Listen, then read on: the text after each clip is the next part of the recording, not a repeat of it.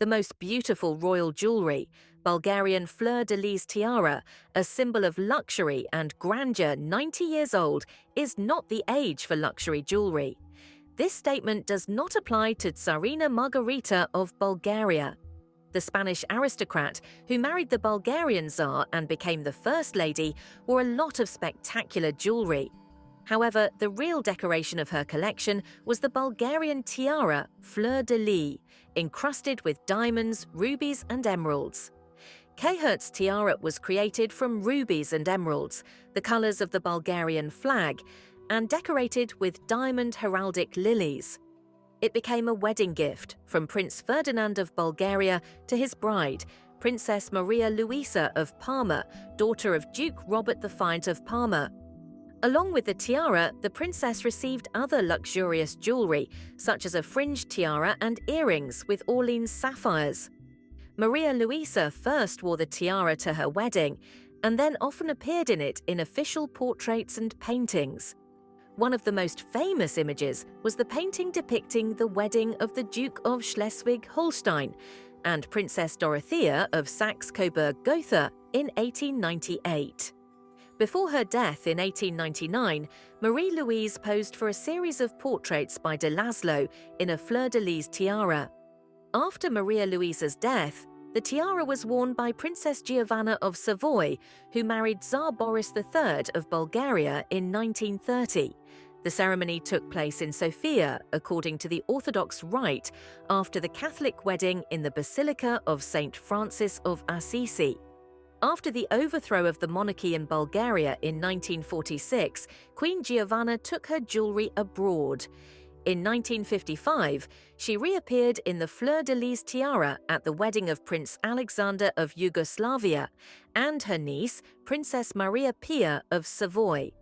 A portrait of Queen Giovanna with this tiara still adorns the Madrid house of King Simeon. In 1957, Queen Giovanna gave the fleur-de-lis tiara to her daughter, Princess Marie-Louise, for her wedding to Prince Karl of Leiningen in Cannes. In 1962, Donna Margarita Gomez Acebo y Cejuela, having married Tsar Simeon, became the owner of the Koshet fleur-de-lis tiara. Queen Marguerite wore a tiara for the first time at her wedding in Switzerland. She also wore it to a gala ball in Germany in the late 1960s.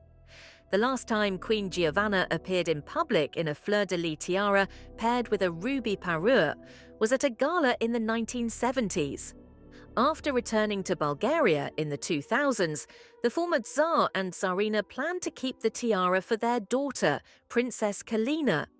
However, after that, the tiara turned out to be in poor condition and was not exhibited in the Bulgarian Museum. There were attempts to give the tiara to the brides of the members of the royal family for weddings, but they all ended in rejection. According to the latest information, the tiara is now in the Albion collection and was probably sold along with other royal jewels. Tiara Fairmoy, weddings, tragedies and royal receptions. This is a rare photo. It shows Cynthia, Ruth and Frances Roche, mother and daughters. Ruth, the one on the right, is only 17 years old. The reason for the photo is special: a ball in honor of the debut in high society of the future mother-in-law of King Charles III. Ruth is decorated with the famous Fairmoy tiara, which is described as decorated with diamond leaves with round stones crowning them. It is known that Ruth wore this tiara only on special occasions: to the Francis Ball, where this photo was taken, to the coronation of Elizabeth II in 1953, the Caledonia Ball in 1959, and the official reception in 1968. In May 1953, Ruth was already a mother of 3 children. The youngest son, Edmund, born 1939, passed away in 1984 at the age of 45. The reason was a prolonged depression. Ruth's eldest daughter, Mary Cynthia Roche, married in 1954. The Queen Mother was present at the wedding. The groom was Sir Anthony Berry, the son of a newspaper magnate. Interestingly, her sister Frances, the future mother of Princess Diana, also got married in the same year. The difference between the weddings was about 6 months. There is an opinion that some family jewels bring bad luck. That's what they say about the Spencer tiara. Or maybe Tiara Fairmoy doesn't have a happy fate either. Cynthia and Anthony's marriage ended in divorce in 1966. Later, Anthony Berry, who became a politician from the Conservative Party, died in an IRA bombing at a party conference in Brighton in 1984. His second wife was injured. After the divorce, Cynthia went to university, studied classics, and worked as a teacher. Her second marriage to teacher Dennis Geoghegan didn't last long either. Her husband eventually joined a monastery. She married Michael Gunningham for the third time, but this union also broke up. Cynthia lived to be 88 years old, passing away in 2023. Frances Roche, Diana's mother, married on June 1, 1954. The wedding took place at Westminster Abbey, and the reception was held at St James's Palace. The groom, John Spencer, was a former equerry to the Queen, and both mothers, Ruth and Cynthia, served as court ladies to the Queen Mother. The photo from the ceremony shows Queen Elizabeth, her husband Prince Philip, Princess Margaret, and other high-ranking guests. In one of the pictures, you can see a girl sitting on the floor surrounded by members of the royal family. Everyone's atmosphere is tense despite the solemn occasion. The marriage of Frances and John also did not turn out to be happy. They divorced in 1969. Over the years of their marriage, they had 5 children, including Diana. Frances was one of those women who bore the brunt of fulfilling her dynastic obligations. In the wedding photos, John is smiling, but there is fatigue and anxiety in his eyes. Frances, on the other hand, looks triumphant and confident. It would seem that everything started like a fairy tale, with a tiara, flowers, and guests in furs. But both women had a difficult fate ahead. Bushrons' luxurious outfit and diamond tiara with lilies for the Viceroy of India, Lady Mary Curzon, an impressive tiara created by Bushrons Jewelry House for Lady Mary Victoria Curzon. I always admire the jewelry of this master, so I study with interest both modern and historical masterpieces of Bushrons. This luxurious tiara was named after the Viceroy of India, Lady Mary Curzon. She was not only an American heiress, but also the wife of a representative of British high society. Mary Victoria Leiter was born in 1870 in Chicago, Illinois. Her father was one of the founders of the famous Marshall Field department store. In the 1880s, the family moved to Washington, D.C., where Mary received an education and became a real beauty. This charming, wealthy, and educated young American woman attracted the attention of many unmarried aristocrats in Britain. In the end, her chosen one was George Curzon, a conservative politician and heir to a noble title.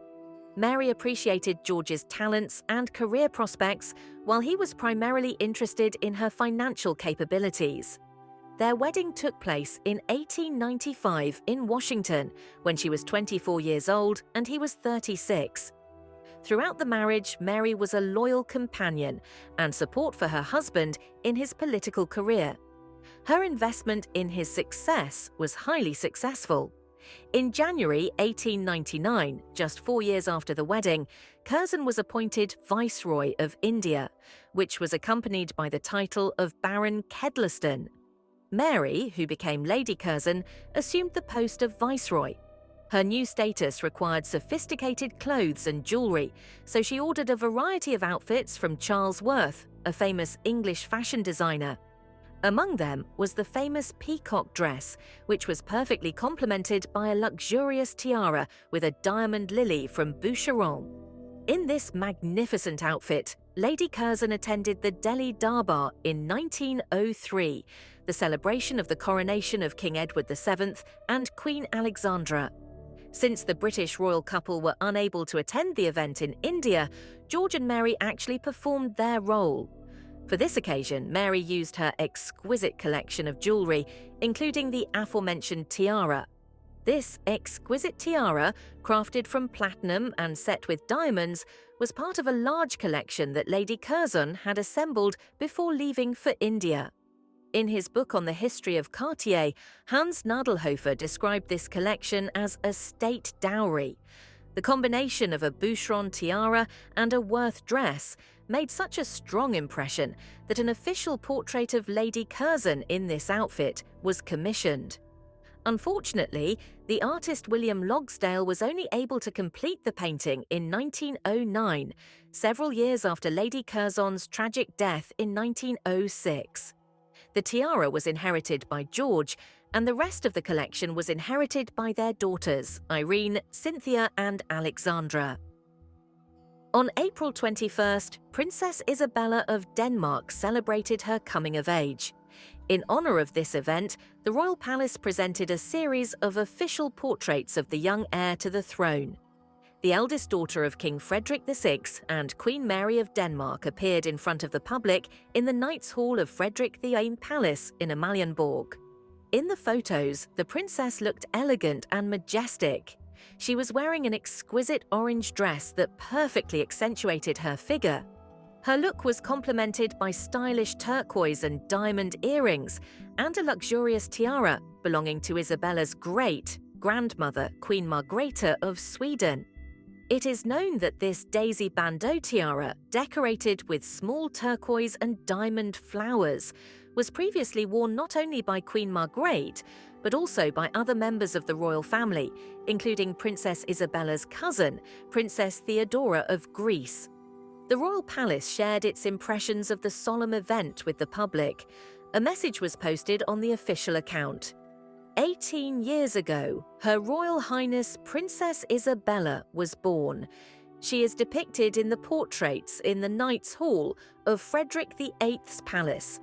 The princess wears the Order of the Elephant with a star on her chest, a tiara of turquoise and diamonds, as well as a miniature order with the image of her father, His Majesty the King.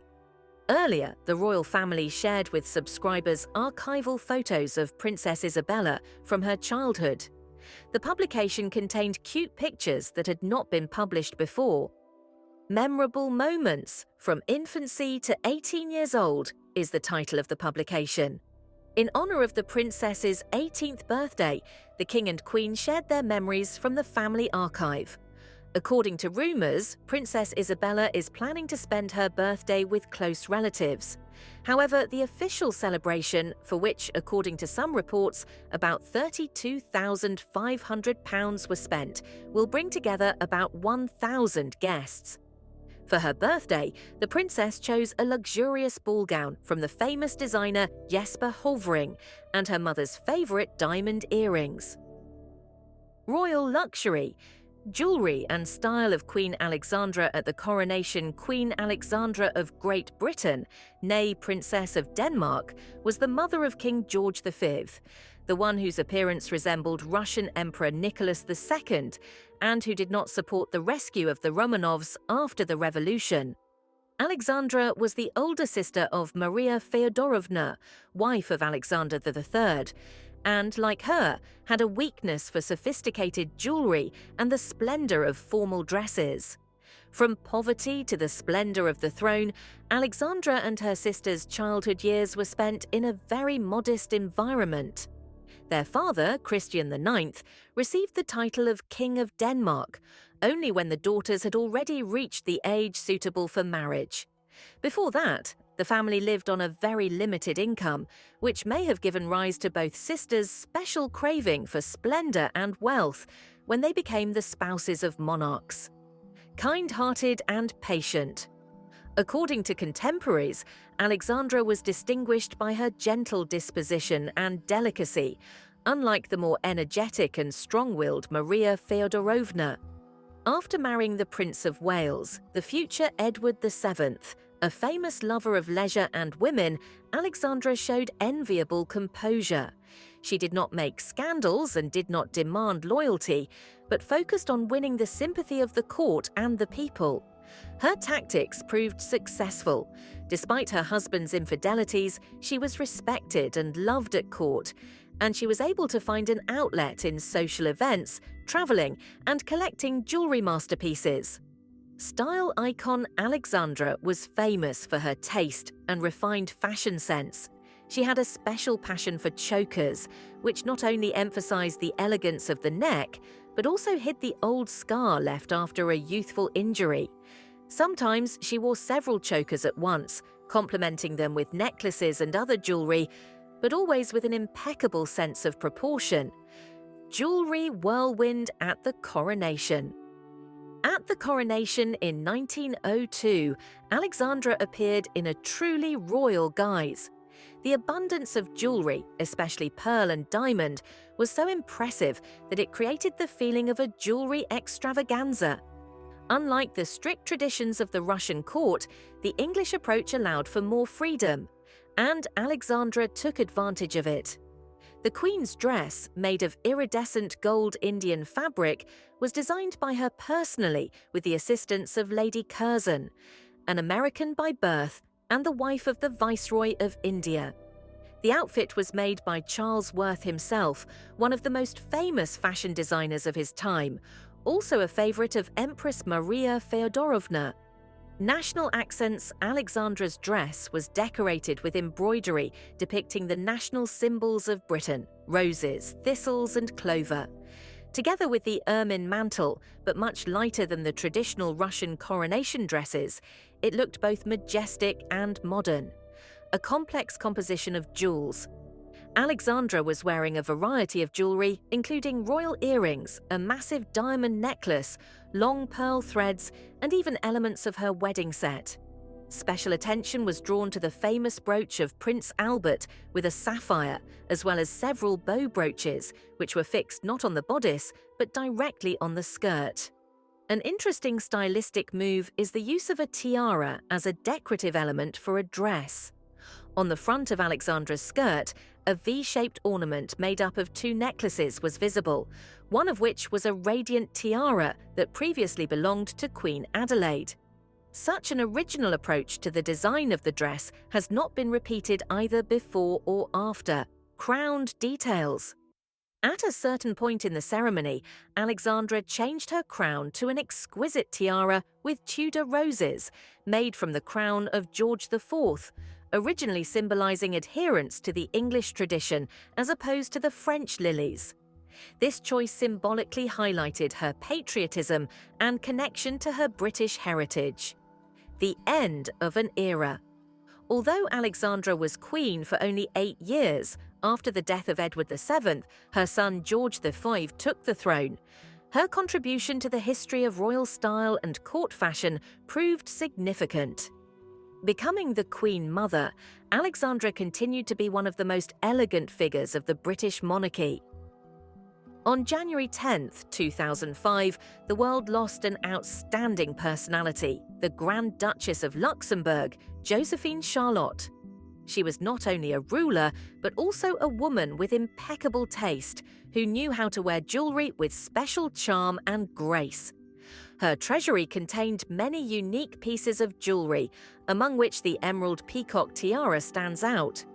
The tiara, made in the form of a magnificent peacock tail, has become one of the most striking symbols of the Duchess. It could be worn not only as a tiara, but also as an elegant necklace, which added versatility and sophistication to the product. The order to create this unique tiara came from Josephine Charlotte herself to the Van Cleef Jewelry House, and Arpels shortly after her wedding to Duke Jean of Luxembourg. For decoration, emerald pendants were used, which previously belonged to her mother, Queen Astrid of Belgium, which, according to some sources, were part of a Napoleonic tiara or necklace. Tiara's debut took place in the mid-1950s at a gala concert at the Drottningholm Palace Theatre. She then shone at the Amaranth Order Ball in 1956, as well as at the wedding of King Constantine II of Greece and Princess Anne-Marie of Denmark in 1964.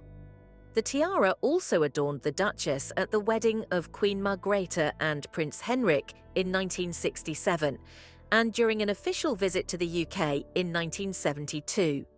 In 1968, during a visit to Belgium, Josephine Charlotte appeared in a tiara in the form of a necklace.